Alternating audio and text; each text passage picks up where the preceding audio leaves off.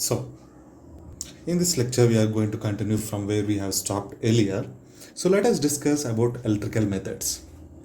See, you know that every material offers certain amount of resistance for the flow of electric charge, right? And this resistance is actually due to the bombardment or bumping of electrons with the atoms. Just that simple. See, for example, let's take a wire. Okay, let us take a wire. So this is a wire. Inside there is a copper, right? Which conducts the electricity.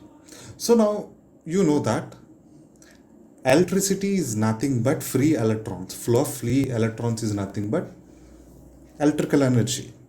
So now what happens is the atoms of this copper, for example, see wire contains coppers, right? So this copper atoms is going to collide with this free electrons and going to absorb the energy of the electron, and what happens is electrical energy is being lost. So atom is going to take that and going to convert into other forms such as heat, something like that. This is what happens in many cases. See, for example, in your home, see the refrigerator or something like your TV, anything, everything. You can see this kind of thing in everything, right? Your TV, after using some time, it gets heated because the wires are getting heated and the air surrounding the wire is getting heated, and thereby the TV also gets heated. Okay, so the air inside your TV, the spacing inside that contains air, right? That gets heated. That leads to overall increase in temperature. This happens with your computer CPU and everything. Okay, similarly, concrete also resists the electricity. Okay, offers certain level of electricity. Okay, some materials offer high resistance to electricity and some very low, some medium. That depends on the material.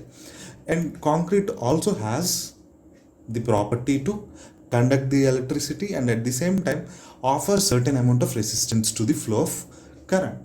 Of course, we have a mechanism to measure that. So this method is based on the principle that material offers resistance to the passes of electrical current. Okay, that is the principle on which this is based.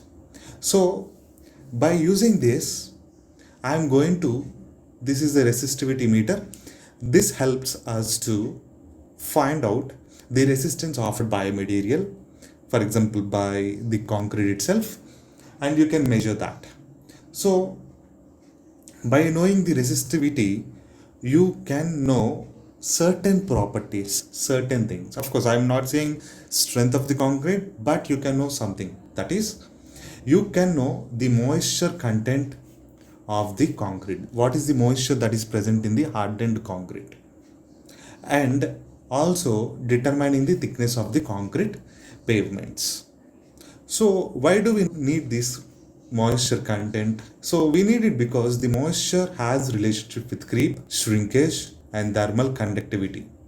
So shrinkage, you know that shrinkage is actually happening when the moisture content is decreasing, right?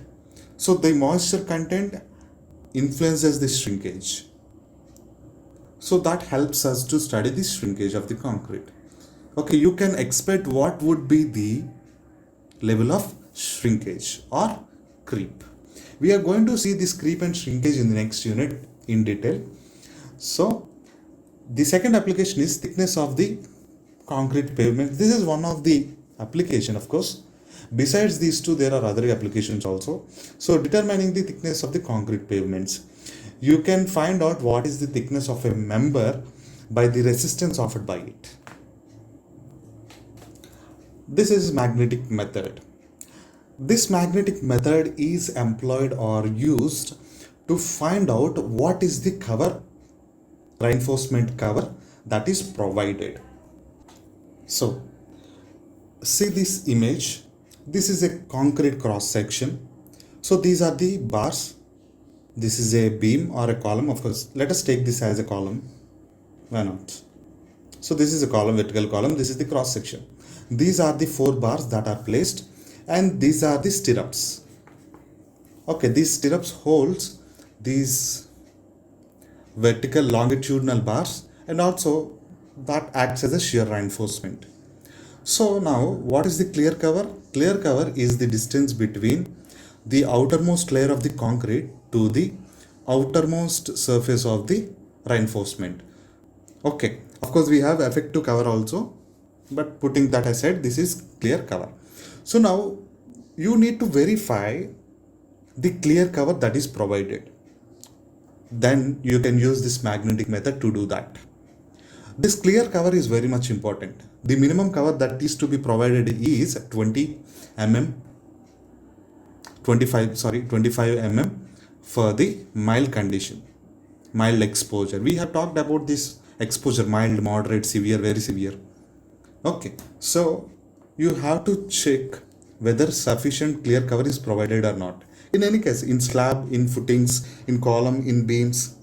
So in order to do that, since these steel bars are of iron, you can use this magnetic method. So magnetic device which operates with the battery are used to measure the depth of the reinforcement cover in concrete and detect the position of reinforcement bar. You are able to recognize, see at what distance the reinforcement is present, so you can easily know what is the clear cover.